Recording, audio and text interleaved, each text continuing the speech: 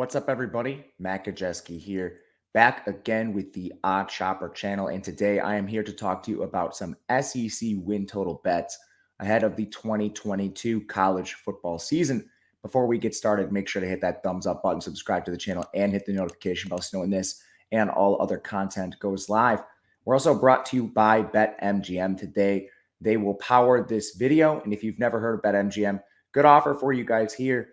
If you bet $10, you are going to win $200 on any MLB game. The wager must be a pregame money line bet, but you can just click the video link description below, and that will take you to it. Again, $10 turns into $200. All right, the SEC. We have a lot of win totals in this conference, and we're going to go in the weeds a little bit to start here. The first one, Auburn, 6.5 wins. This is actually juiced pretty heavily to the under, minus 160 here, but it's still one that is a very solid bet overall. You look at this Auburn team, they had a little bit of coaching strife this offseason, but Brian Harsin somehow retains his job. It's a team that underachieved last year. They finished 6-7 with some pretty bad losses in there as well. And we look at what they have this year. Yes, Tank Bigsby is back, but their quarterback situation is still unsettled even with Bo Nix leaving. It's going to be some combination of Zach Calzada, the former Texas A&M starter, and TJ Finley, who didn't have so good of a showing last year in a brief stint as the starter as well. The offensive line is fairly decent here. They're losing one starter, but 4 coming back. And defense is the place where I really want to focus. Only 6 returning starters on this team, which could be a problem. Not to mention the schedule is a murderer's row for Auburn. Their non-con features even teams like Penn State, which is going to be a tough one to draw there. And then the crossover is going to be difficult as well. You get Georgia, and I think probably at this point, they're underdogs in 8 games this year. And if our win total is sitting at 6.5 and they're favored in about 4 or 5 games, this is one we should certainly be looking at towards the under. All right, next one I want to talk about, we are going to go to another team which is going through a little bit of a rebuild right now. It is Florida.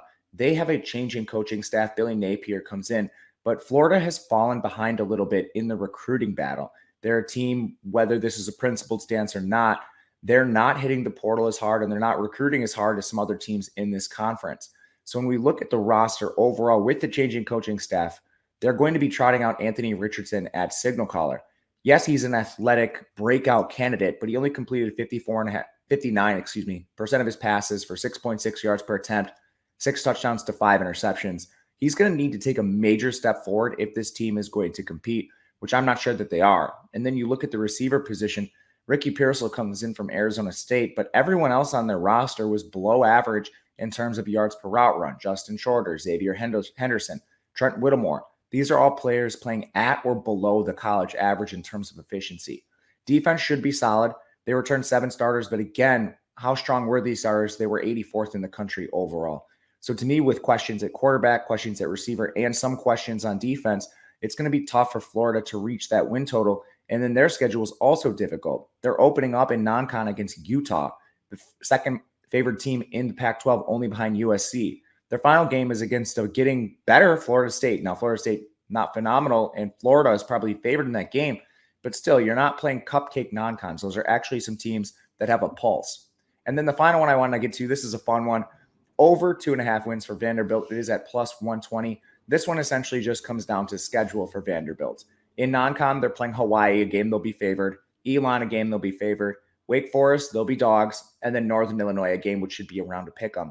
If you're going to give me plus 120 on a team in Vandy who is getting better, they recruited 2 4-stars this year, number 32 recruiting team in the country. That's certainly better than Northern Illinois. At pick 'em odds, essentially, plus 120 here. I'm going to take Vandy plus 2.5 on their win total, based exclusively on their recruiting numbers and their non-conference schedule. But that'll do it for us today. My name is Matt Gajewski on Twitter at Matt_Gajewski. Thank you to BetMGM again for powering the video. We will see you guys again next time.